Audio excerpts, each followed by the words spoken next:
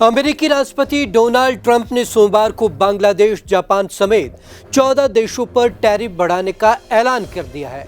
इसमें 14 देशों में से 10 देश एशिया के हैं।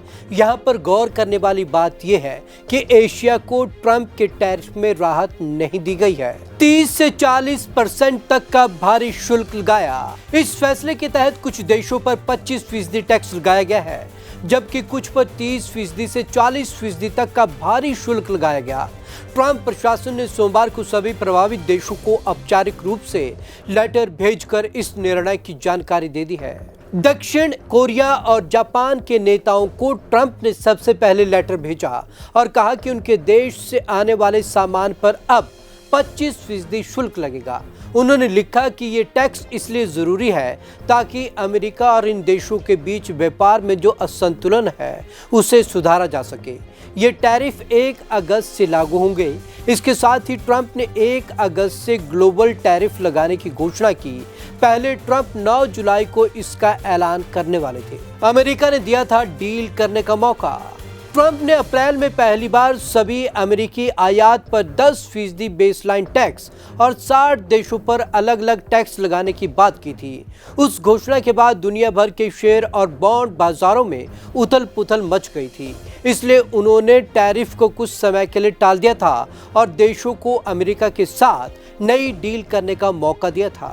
ट्रंप ने 8 जुलाई तक का वक्त दिया था ताकि 9 जुलाई से नए टैरिफ लागू हो सकें। अब ये डेडलाइन बढ़ाकर 1 अगस्त कर दी गई है। भारत यूरोपीय यूनियन के साथ ट्रेड डील जल्द। न्यूयॉर्क टाइम्स ने अमेरिकी अधिकारियों के हवाले से कहा है कि ट्रंप इस हफ्ते कई देशों के साथ ट्रेड डील का ऐलान कर सकते हैं। भारत और अमेरिका के बीच ट्रेड डील बहुत करीब पहुंच चुकी है। ट्रेड डील पर चल रहा जोर शोर से काम। यूरोपीय यूनियन भी अमेरिका के साथ समझौता करने से काफी नजदीक है। इसके साथ ही पाकिस्तान, ताइवान और स्विट्जरलैंड जैसे दूसरे देशों में अमेरिका के साथ ट्रेड डील करने का रास्ता तलाश रहे हैं। यूएस ने 2 देशों के साथ शुरुआती ट्रेड डील की। अब तक अमेरिका ने सिर्फ ब्रिटेन और वियतनाम के साथ 2 शुरुआती डील की है।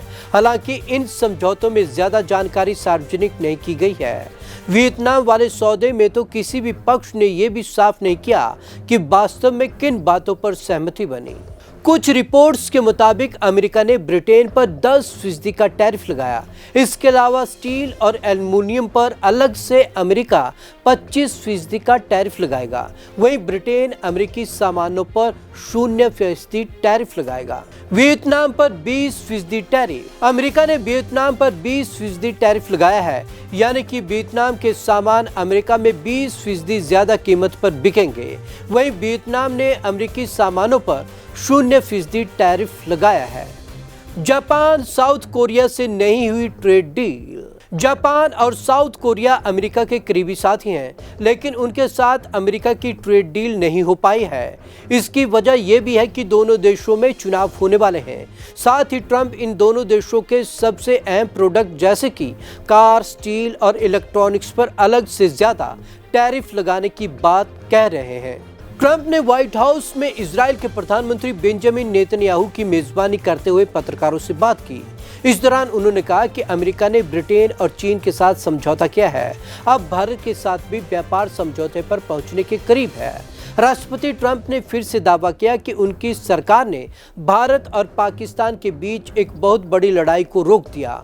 उन्होंने कहा कि हमने दोनों देशों से कहा, अगर आप आपस में लड़ेंगे तो हम आपके साथ कोई व्यापारिक संबंध नहीं रखेंगे। वे शायद परमाणु युद्ध के स्तर पर थे। इसे रोकना बहुत जरूरी था। आपको हमारी ये रिपोर्ट कैसी लगी? आपका इस पूरी खबर पर क्या सोचना है? कमेंट बॉक्स में जरूर कमेंट करें। विवेक शर्मा को दीजिए इजाजत। नमस्कार।